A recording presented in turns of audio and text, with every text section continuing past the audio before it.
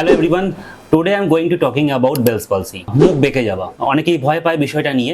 এর কয়েকটি কারণ রয়েছে, তার মধ্যে প্রধান কারণ সেটা হচ্ছে ভাইরাল ইনফেকশন।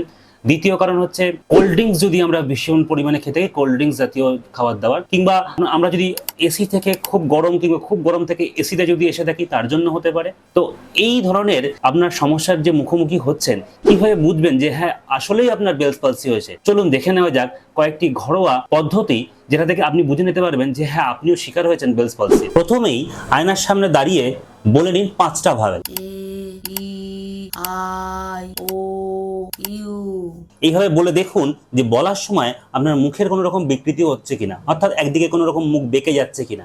নেক্সট দেখে নিন যে আপনি এইভাবে ভুরুটাকে, দুটো ভুরুকে সমানভাবে উপর দিকে তোলা এবং নামানোটা করতে পারছেন কিনা। তারপরে দেখুন যে চোখ দুটো প্রপারলি বন্ধ হচ্ছে কিনা।